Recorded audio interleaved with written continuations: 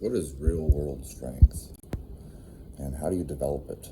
Um, as much as I love to do 20-minute long videos where I dive into something deep,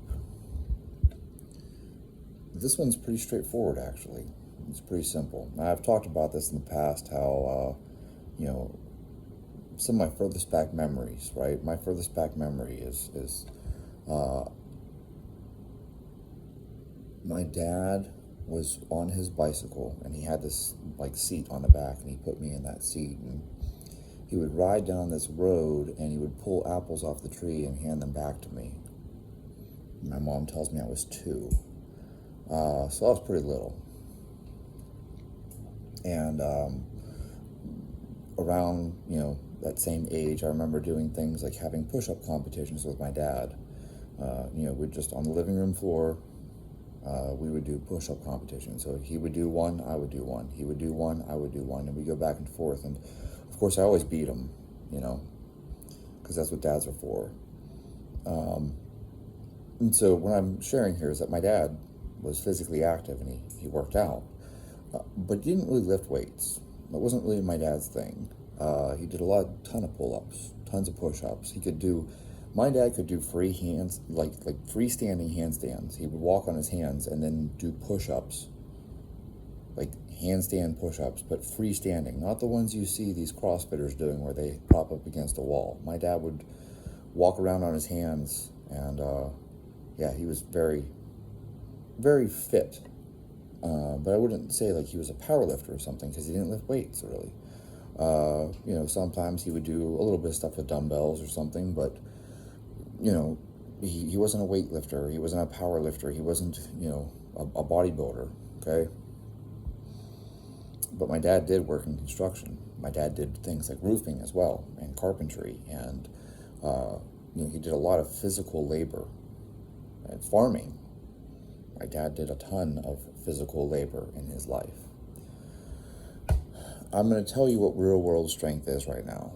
Okay, so my dad, he was about 5'5", and maybe at his absolute heaviest, he weighed 135 pounds. At his absolute heaviest. So at the time that this happened, he was probably between 130 and 135. May 3rd, 2017. Hey, you ever hear that stupid thing where people are like, it's supposed to be some kind of emo thing? One day there was a day where your, dad picked you up and set you down and he never picked you back up again. I don't know, it's supposed to get all the feels or some shit. The last time my dad picked me up was May 3rd, 2017. So I actually remember the last time my dad picked me up. So I had surgery. This was the end of a very prolonged hospital stay.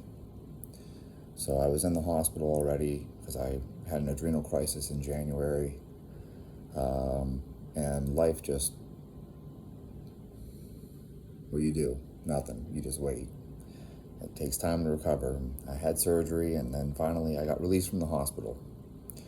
And they brought me out in a wheelchair, obviously, and they're trying to put me in the car. And at this point in time, I weighed 236 pounds. Okay, so I entered the hospital weighing 157 pounds, and when I left the hospital, I was 236 pounds. And I had been in bed, so prolonged bed rest, so I didn't even have the strength to stand up. I was very, very weak, and I was very fat, very, very fat. And so these hospital, I don't know if it was a nurse or whoever it was, I was pretty out of it, doped up on a million different things. They're struggling to try to help me get out of the wheelchair. And my dad, all 130 pounds of him, just scooped me up in his arms, lifted me into the car, set me in the seat, and, fastened my seatbelt. And when we got back to the house, my dad picked me up out of the seat and carried me into the house and set me on the couch. That's real world strength. Can you pick up another human being and move them? You could just as easily say, hey, this real world strength is your ability to, I don't know, pick up something else heavy, right? Whatever it is. You have to move a log. You have to, you have to lift a rock. You have to carry something heavy, whatever it is. You're carrying kegs, or you're carrying, you're baling hay, whatever it is. You're carrying, doing roofing and carrying shingles up the ladder, right? This is real world strength. This is the stuff that happens in real life. You don't have perfectly balanced barbells and perfectly balanced dumbbells with a handle that's designed for you to grip onto easily. It's why I tell people all the time, I think strongman is one of the best things you can possibly do. And I realize that most of us aren't going to be strongmen. Yeah, who fucking cares? Can you lift a 135-pound Atlas stone? Yeah, sure. You don't have to do 455 pounds or something crazy like people are doing in the World's Strongest Man competition. Can you pick up a 135-pound sandbag? Like, this is real world strength. Can you pick up a 135-pound keg full of water or sand and carry that? These odd objects, okay? Lifting odd objects, big heavy things that are unwieldy, they don't have a handle on them, that's real world strength. Can you bear hug a shit? We used to move railroad ties. My dad would move them by himself. My brother and I, it took two of us to move a railroad tie. My dad would be able to pick up a railroad tie by himself and move it. It's just unreal. I don't have that kind of strength. And I'm someone who, but I can, deadlift all this massive weight. I deadlift over 3 times body weight. I front squat over 2 times body weight. I can overhead press, 1.5 times my body weight. Yeah, and yet I'm not very useful, actually, when it comes to things like moving a railroad tie. So real world strength. Can you pick up another human being and carry them? I'll give you real world strength again. And this is going to be an example of me, okay? This one time, I pulled an officer out of a burning vehicle and I had to carry him.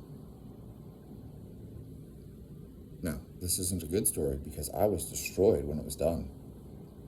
I was absolutely just nothing left. It's not like I could have done that twice. I had a 165-pound Newfoundland, and one time we were in really bad conditions, and I had to pick her up and carry her. So I hoisted her over my shoulder and had to carry her.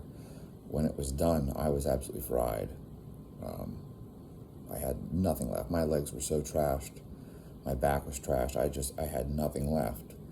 Tromping through the snow with a 165-pound dog on my back. That's hard. That is real world strength, though. Real world strength is you picking up odd objects, picking up things that aren't perfectly balanced and calibrated. I know it's nice. You can do all this shit with machines. Oh, machines this. Oh, machines that. Trust me, I don't care if you can leg extension and lat pull down massive amounts of weight for tons of reps. It's not going to be anything like pulling yourself over a wall or picking up another human or, carrying another person or carrying a dog, whatever it is. These things, you can't,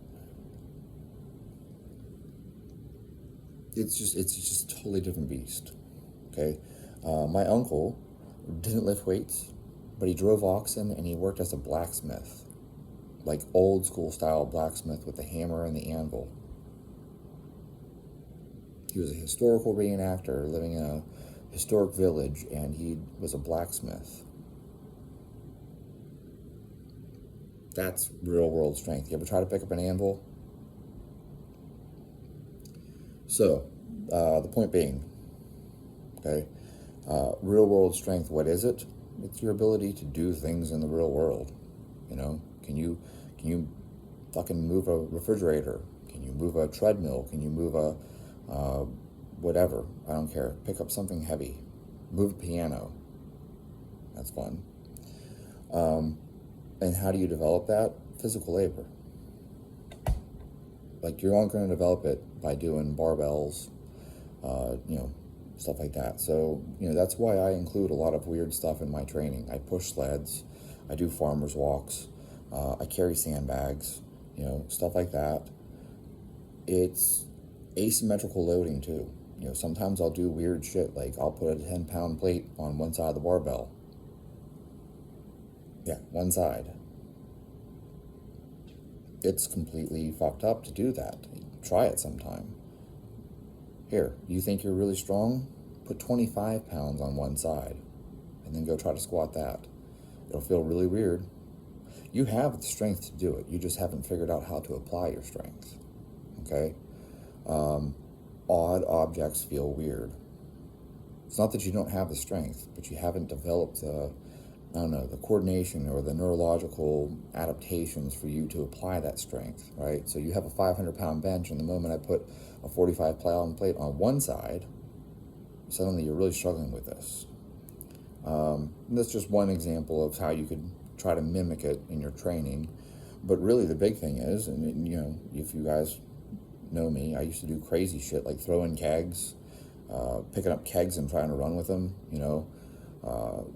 There's videos of me running with, take a punching bag, like a heavy bag, throw it over your shoulder and try to run with it. That's the kind of stuff that I do. That's how I like to train. I think a lot of that is the real world strength stuff, pushing cars. Just go push a car. It's way worse than pushing a sled.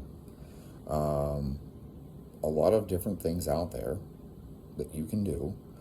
Climbing ladders. When was the last time you put on a weight vest and climbed a ladder repeatedly? Yeah. Those types of things. Like, that's real world strength. Climbing a rope. No legs, just climb the rope over and over and over again. That's going to build you. That's real world strength. Pulling yourself over a wall. Just do it over and over and over again. Pull yourself over the wall, go down.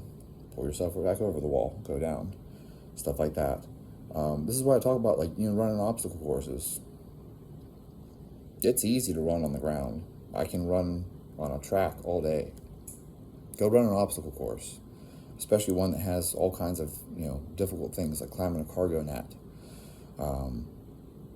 It'll catch up with you fast. That's real world strength. Anyways, I went on way longer than I thought I would, but I hope you guys get the concept here. If you're only doing barbells all the time, you're going to have some blind spots and some weak spots.